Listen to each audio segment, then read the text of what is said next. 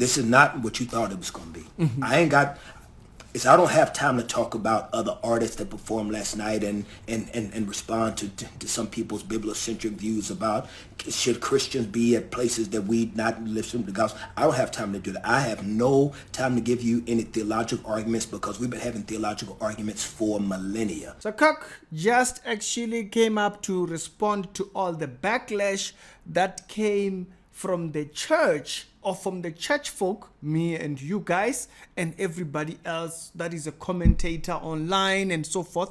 He wanted to respond to all the people that were saying the event was satanic. Satawat? Yes. All of you people that had comments about satanisms and all kinds of devilish things that were happening. Kurt has a response. Now, I'm going to break this particular response into 5 clips, okay? So I'm gonna react to 5 parts of this video.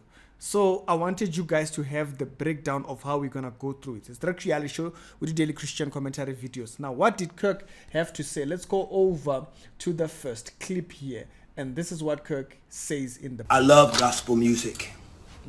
It's the only genre I've ever wanted to do.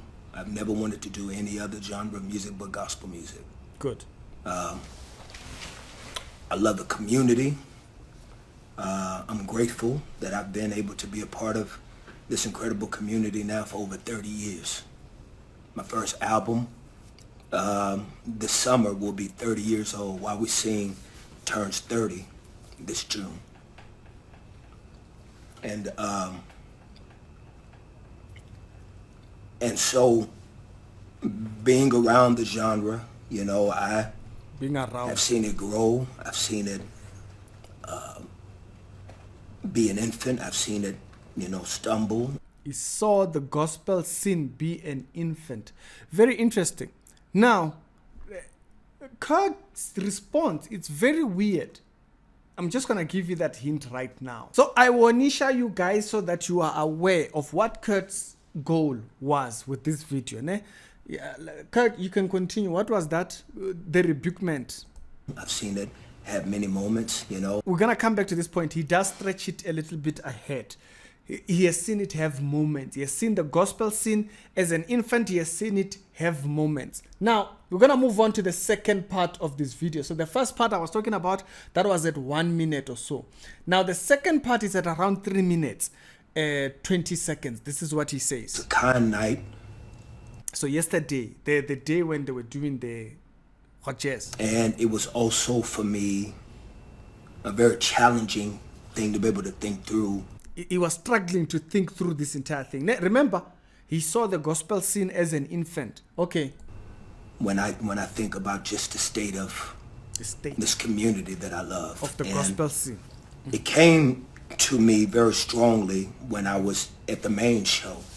So at the Grammy show, that's when he realized, he's concerned about something and he's struggling with something. Okay. And I was watching the tribute to hip hop. So hip hop tribute. Now I spoke about the tribute to hip hop where they were giving shout out to the North Star. By the way, I did a little bit of digging nyana with the association with the North Star. I could find other things, but I did find that it is first of all associated with related to the Druid movement. Yeah, you know the Druids, those ones who have the 13 stones, what. Yeah, those that group. They salute to the hip hop turning 50 or whatever was what inspired him, even though it contained very weird. Anyways. And hip hop turning 50 and watching the energy in the room. How people were. And the truth is, what I even saw there, it's like there's no other genre on this planet that could have gotten that whole arena up on their feet. Notice, he salutes them. He's like, they got everybody standing on their feet, including him. You know, they got everybody on their feet. So what are you noticing here is that Kirk, he doesn't really care about the worldliness of these genres. No, he cares about how big it can become. There is no other genre that could have done that. Okay. like that. I mean, you could last night you should have been in the building. No, that's the problem. We didn't want to be in the building. We shouldn't be in the building. He says, no, you should have been in the building. Oh, okay. No matter what race you were, no matter what genre of music you love, black music, hip-hop music had everybody in the room up on their feet. That's black music or whatnot, whatever. The issue here is the holiness, and they don't care about God. They don't care about the gospel. They care about it's black music. So gospel is what? Enemy came through the door when LL Cool J stepped on stage, when Salt Pepper stepped on stage, when Queen Latifah came out, when Rakim came out. Well, when Rakim came out, you know. So he wants that type of a vibe around. No, we don't rally around ungodliness. He doesn't get it. Notice, this is so crucial, so important. If you missed the last episode I made where I was showing these people are carnal. They salute these carnal artists because they themselves are carnal. They don't care about furthering the gospel.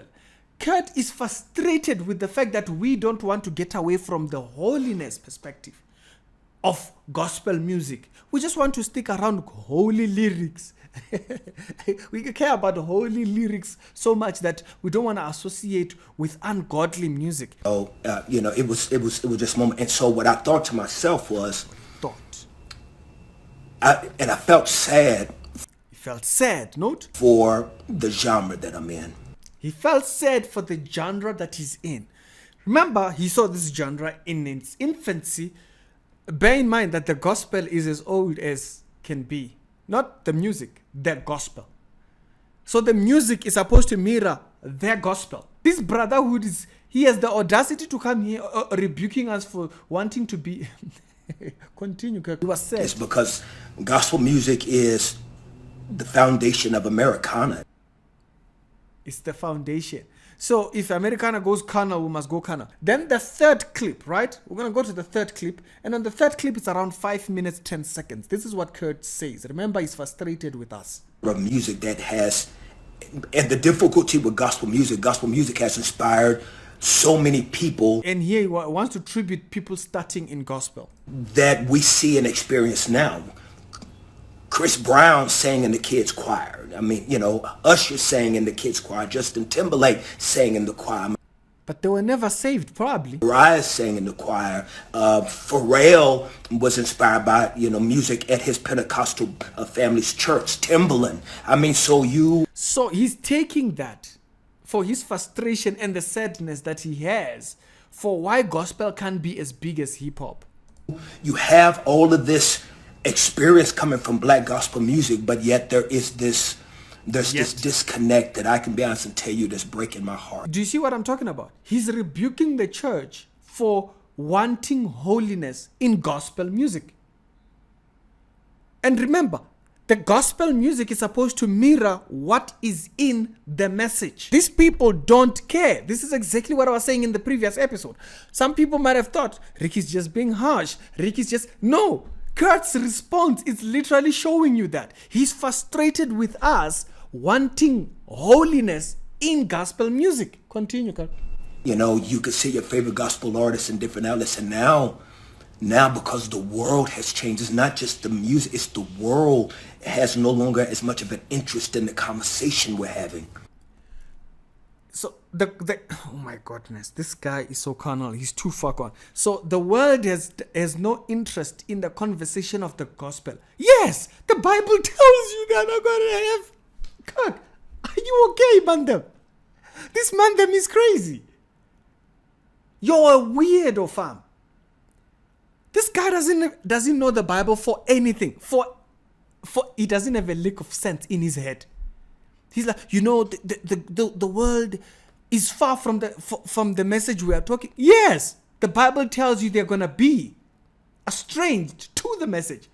So he would rather, so basically, let me just phrase it from what he said to where he is right now. He's saying that because where Pharrell is, where Chris Brown is, where Mariah Carey, where all these people who are mega stars are, the conversation of where they started, which is in a church or something, It should mirror to their careers.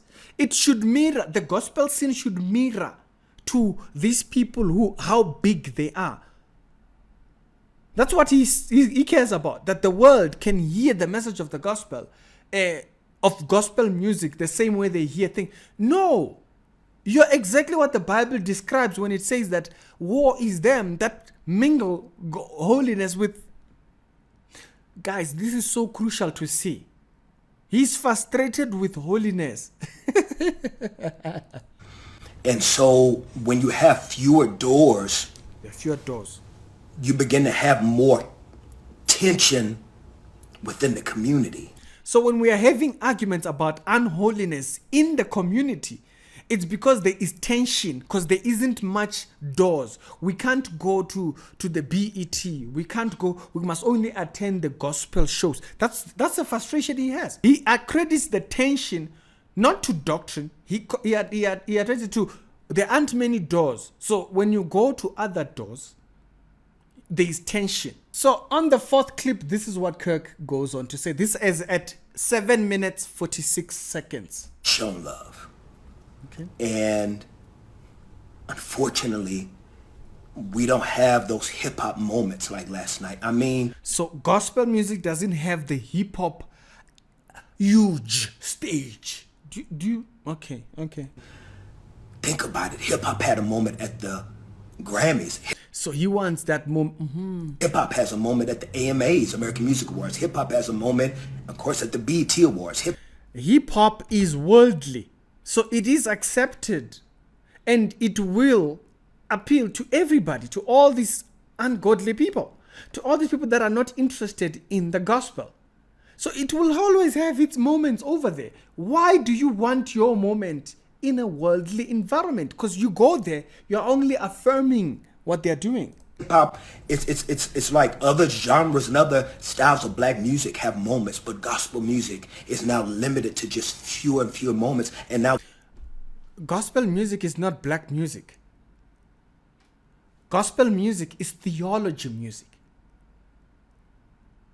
It's not black people music. What's he talking about? Now he's now attaching race to.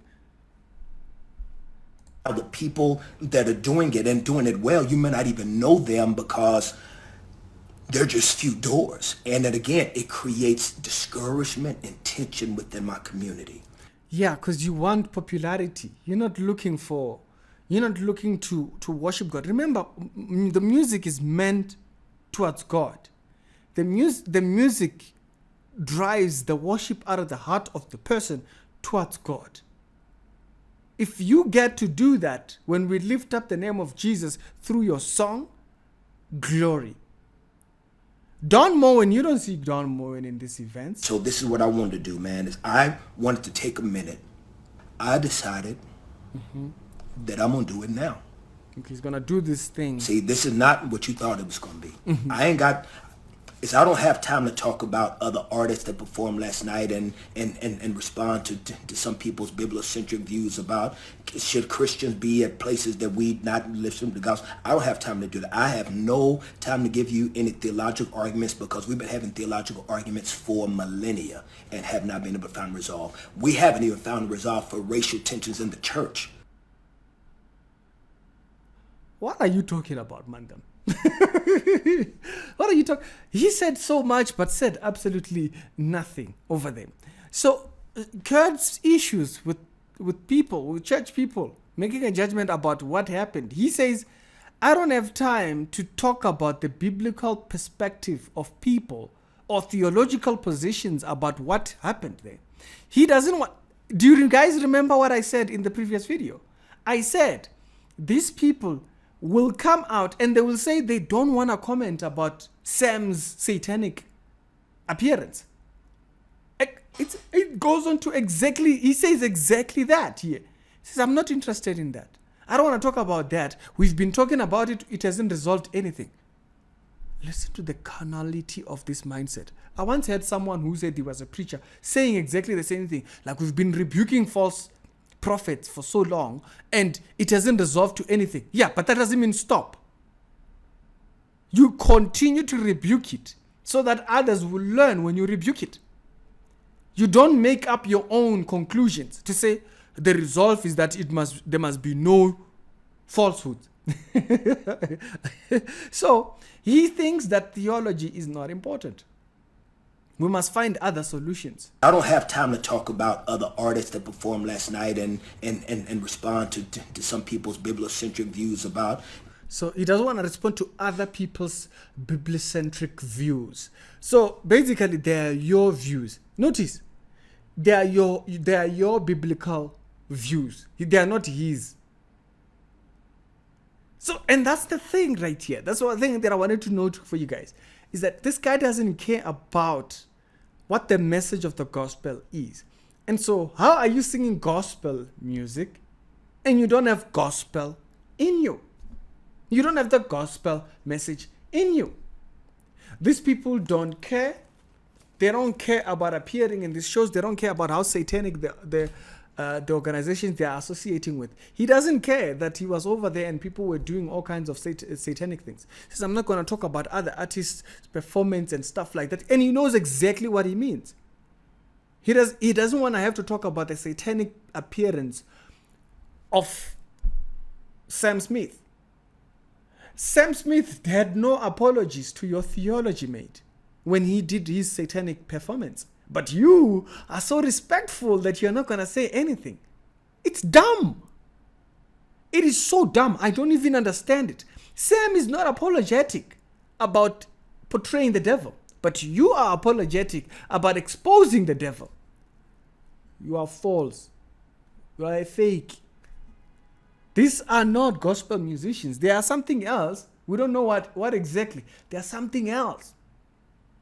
It's the Rick's Reality Show with the daily Christian commentary videos. I hope this video does spell that out and show that these people, as we have stated before, they don't care about the message. They don't care about the gospel. Okay?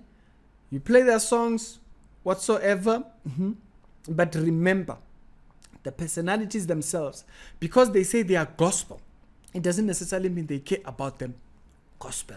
That's why when we're talking about Tasha, I kept showing she wants to collaborate with worldly artists so bad, and yet claims to be a pastor, knowing very well that those people have no interest in the gospel, but she's willing to compromise it and mingle.